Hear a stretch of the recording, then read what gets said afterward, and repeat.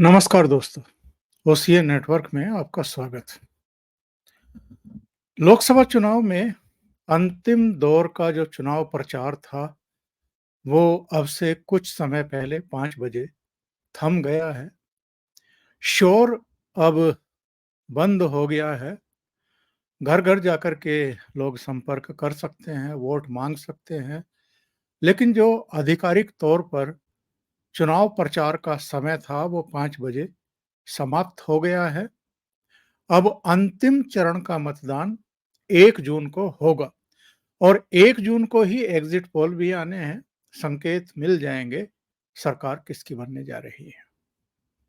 लेकिन आज हम इस मुद्दे पर बात करेंगे और ये शायद आप भी पहली बार सुन रहे होंगे, मैं तो कम से कम पहली बार सुन रहा हूं कि किसी के मौन से, किसी के ध्यान से भी किसी को परेशानी हो सकती है या कोई भयभीत हो सकता है और भयभीत भी इस कदर कि उसको भी प्रचार का हिस्सा प्रचारित करना शुरू कर दें और भयभीत इस हद तक कि चुनाव आयोग के दफ्तर पहुंच जाए, उसको एक मेमोरेंडम दें कि साहब प्रधानमंत्री नरेंद्र मोदी को आप मौन धारण करने से रोकिए, ध्यान लगा करके बैठने से रोकिए।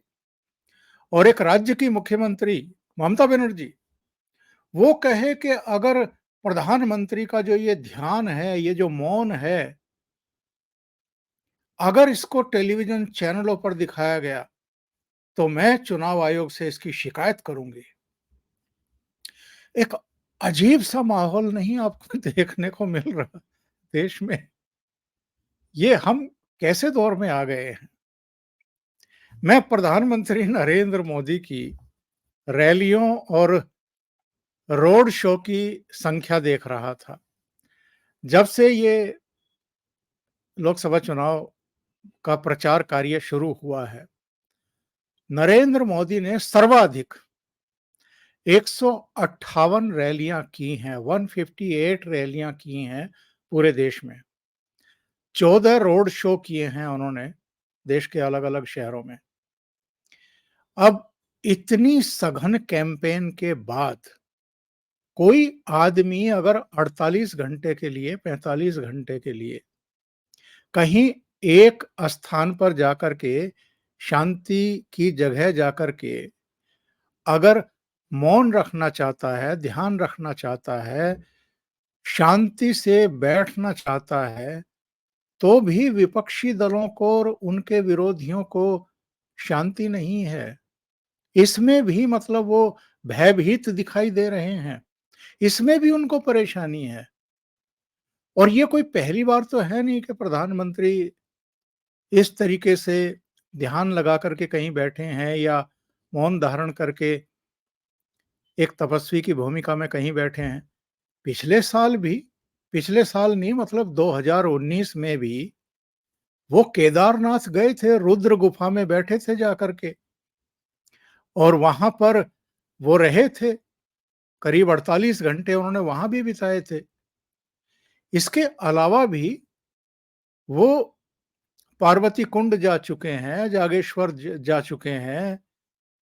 अ, इसके अलावा वो लक्षद्वीप जा चुके हैं और लक्षद्वीप में भी वो कुछ समय उन्होंने बिताया था। उसके बाद बहुत सारे वीडियो वायरल हो गए थे, तस्वीरें वायरल हुई थी, यहाँ तक कि मालदीव में तो एक राजनीतिक भूकंप देखने को मिला था।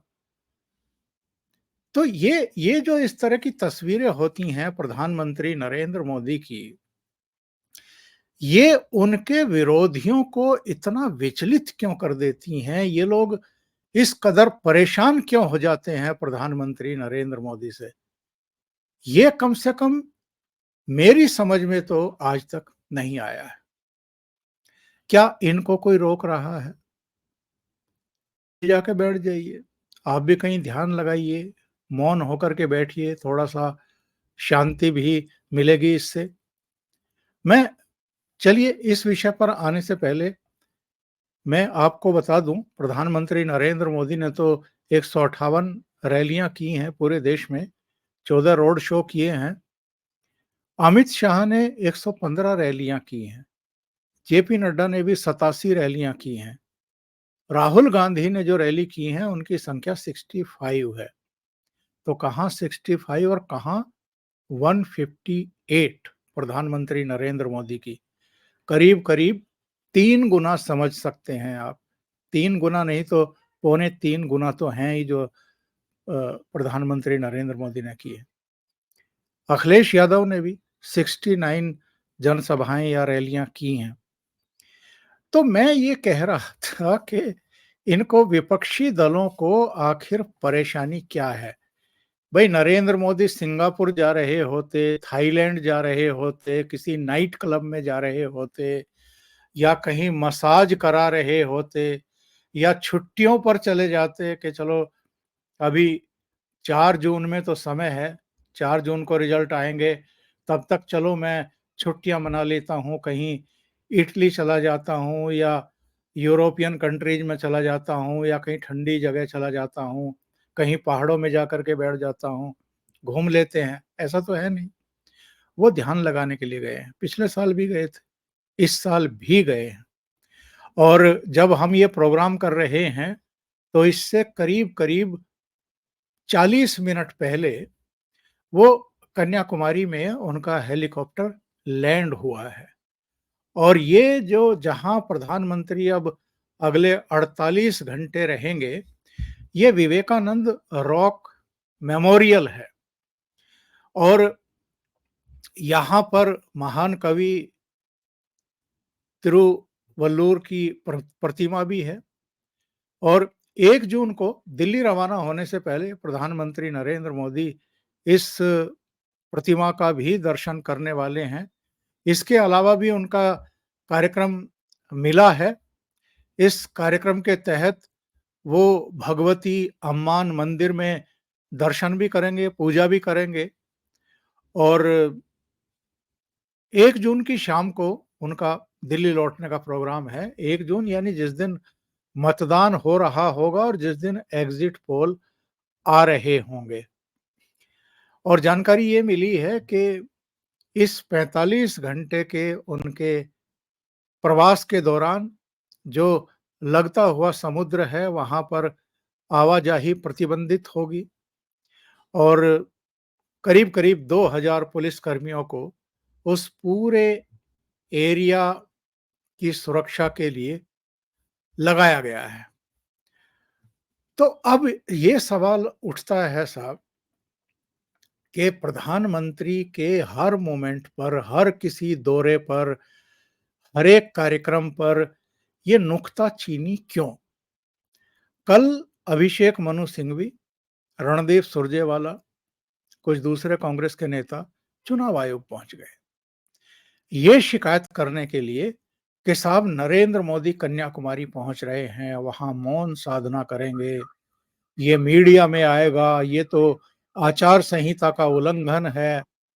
और इस तरह की चीजें इन लोगों ने 2014 में भी की थी, 2019 में भी की थी। आपको याद होगा जब पहले दौर का मतदान हो रहा था 2014 में और प्रधानमंत्री की रैलियां जारी थी, और जिस दिन पहले दौर का मतदान था उस दिन भी कहीं ना कहीं एक रैली को संबोधित करने के लिए वो पहुंचे थे, तो विपक्षी दलों ने बड़ा हल्ला मचाया था कि अरे आज तो मतदान है, आज प्रधानमंत्री रैली करके इस चरण के मतदान को प्रभावित करने की कोशिश कर रहे हैं।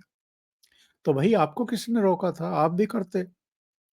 और चूंकि 7 चरणों में मतदान हुआ था, 2014 में भी, 2019 में भी, और इस बार भी 7 चरणों में हुआ है, तो ये तो ऑनगोइंग प्रोसीजर है। कहीं मतदान हो रहा होगा, कहीं चुनाव प्रचार हो रहा होगा। सिर्फ प्रतिबंध इसी बात को तो लेकर के है कि जो मीडिया हाउसेज हैं वो एग्जिट पोल नहीं दिखा पाएंगे। ओपिनियन पोल और एग्जिट पोल में थोड़ा सा अंतर होता है। ओपिनियन पोल चुनाव प्रक्रिया शुरू होने से पहले लोगों की जो राय है अलग अलग मुद्दों पर, उससे एक अंदाजा लगाया जाता है। लोगों की ओपिनियन लेकर के उससे अंदाजा लगाया जाता है किसका पलड़ा भारी है और किसका नहीं है।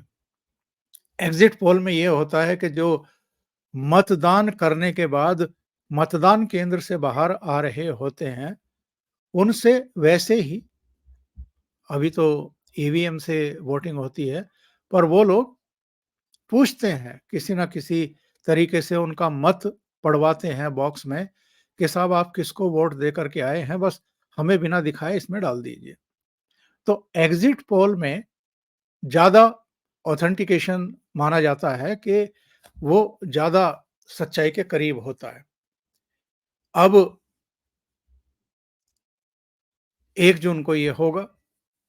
इससे पहले कांग्रेस की घबराहट, ममता बनर्जी की घबराहट, अखिलेश यादव की घबराहट, ये क्या शो कर रही है? और ये सारे कह रहे हैं कि साहब ये भी एक तरीके का नरेंद्र मोदी का चुनाव प्रचार है। अगर 30 मई की शाम को 5 बजे चुनाव प्रचार समाप्त हो गया है, तो नरेंद्र मोदी अब इस तरीके से मीडिया को अट्रैक्ट करेंगे, लोगों में मैसेज दे भेजेंगे, सबका ध्यान नरेंद्र मोदी की तरफ जाएगा, तो निष्पक्ष मतदान कहाँ हो पाएगा, तमाम तरह की बातें। और ममता बनर्जी ने कहा कि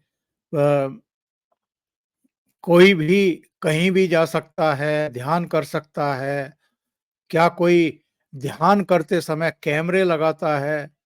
हर साल चुनाव से 48 घंटे पहले ध्यान के नाम पर एसी रूम में जाकर के बैठ जाते हैं। मैंने सोचा था कन्याकुमारी जाऊँगी, लेकिन फिर पता चला मुझे नहीं पता कि कोई दल कुछ क्यों नहीं कहता, मुझे दुःख हो रहा है। ऋषि अरविंदो ने भी इसे बनाया, विवेकानंद वहाँ ध्यान करते थे और अब प्रधानमंत्री नरेंद्र मोदी वहाँ ध्यान करेंगे। यदि वो भगवान हैं तो ध्यान क्यों करेंगे? दूसरे लोग उनके लिए ध्यान करेंगे। मतलब कैसी बहकी-बहकी बातें ये लोग कर रहे हैं। अच्छा, अखिलेश यादव का बयान मैं देख रहा था, पढ़ रहा था और मज़े ले रहा था। वो कह रहे हैं कि सुना है ध्यान लगाने जा रहे हैं, जहाँ पर विवेकानंद जी ने ध्यान लगाया था। सुना है पीएम मोदी वहीं ध्यान लगाने जा रहे हैं। लेकिन ध्यान लगाने की ज़रूरत तो 5-7 साल पहले थी। 10 साल के बाद तो अब फुर्सत है, तो ध्यान लगाते रहेंगे। जहाँ ध्यान लगाने जा रहे हैं, उस जगह पर तो भारत की सीमा समाप्त हो जाती है। आगे पानी ही पानी है।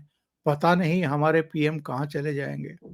कहीं ऐसा तो नहीं कि प्रधानमंत्री अंटार्कटिका की तरफ जा रहे हों, क्योंकि गर्मी बहुत है। वैसे गर्मी को लेकर के आपको योगी आदित्यनाथ के बयान तो याद होंगे ही। वो कह ही देते हैं कि हम अच्छों-अच्छों की गर्मी निकाल देते हैं। 2017 में भी अखिलेश यादव की पार्टी 225 से गिर कर के कहाँ पहुँची थी? 47 सीटों पर। और 2022 में फिर वही हुआ था।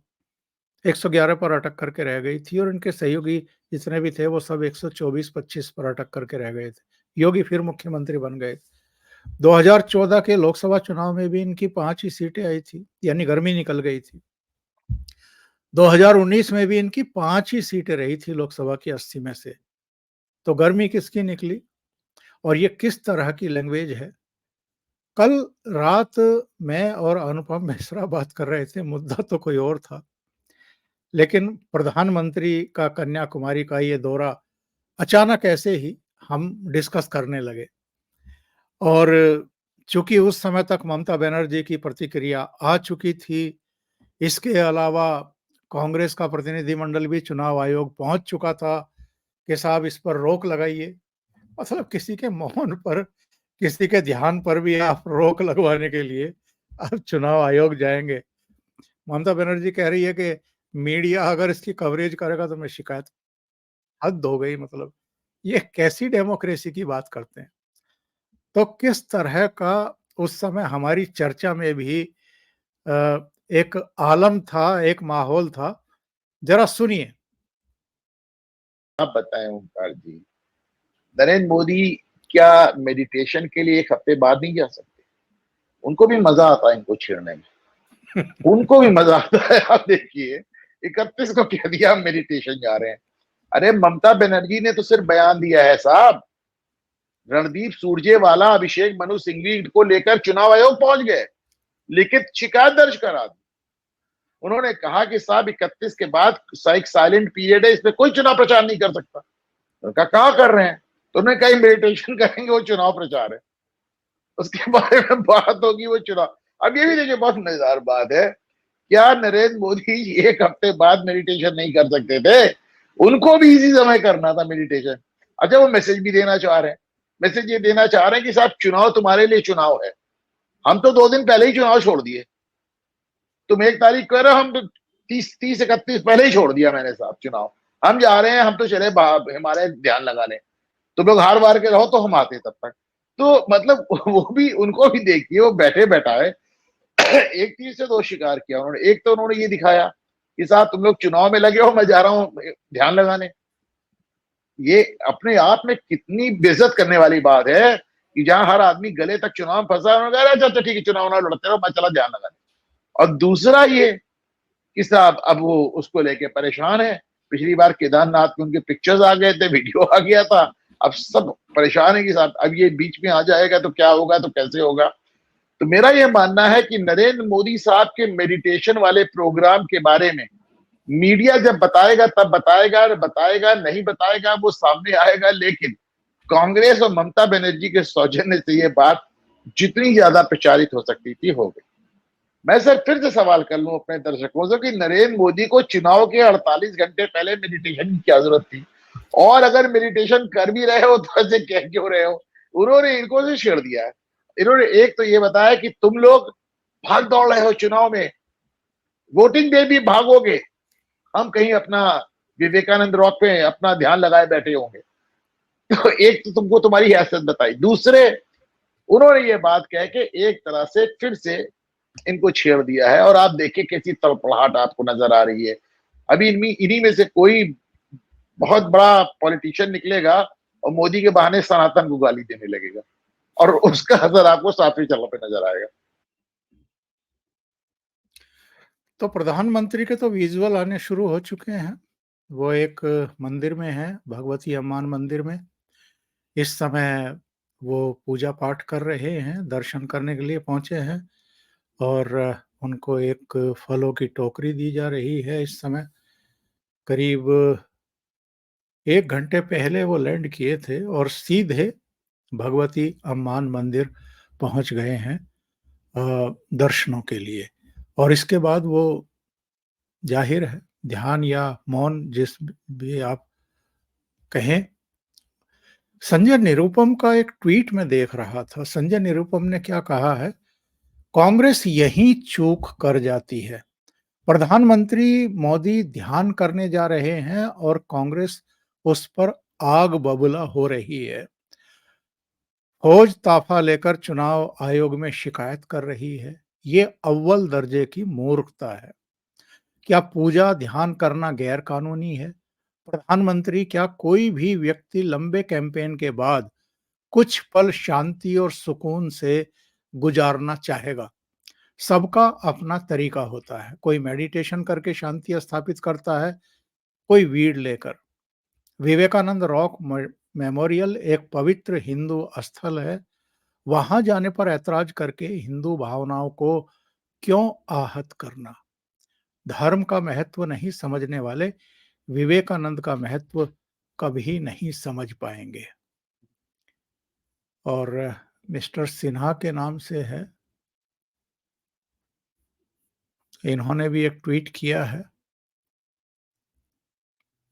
उन्होंने कहा है कि क्या नरेंद्र मोदी का साइलेंस भी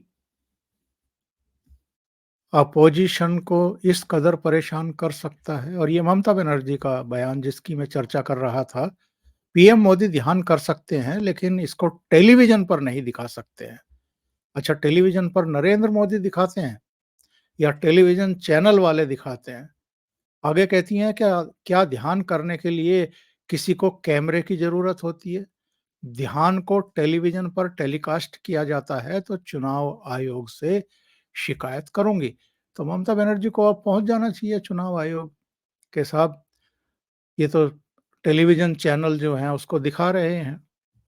मतलब हद है फ्रस्ट्रेशन की, और जिसको कहें कि बौखलाहट की, कि प्रधानमंत्री कहीं भी जाएंगे तो आप उसका विरोध शुरू कर देंगे। और अंत में एक निवेदन, अगर आपको ये वीडियो कंटेंट पसंद आ रहे हैं तो लाइक करना ना भूलें, वीडियो को शेयर भी करें, फॉरवर्ड करें और अभी तक अगर आपने चैनल सब्सक्राइब नहीं किया है तो सब्सक्राइब कर लें। साथ में लगे बेल आइकॉन को दबा दें ताकि आगे आने वाले वीडियो और नोटिफिकेशन आप तक पहुंचते रहें। स्क्रीन पर इस समय क्यूआर कोड आपको दिखाई दे रहा है। अगर आप चैनल को कंट्रीब्यूट करना चाहते हैं तो इस पर जाकर आप यूपीआई के जरिए कंट्रीब्यूट भी कर सकते हैं। बहुत बहुत धन्यवाद। नमस्कार।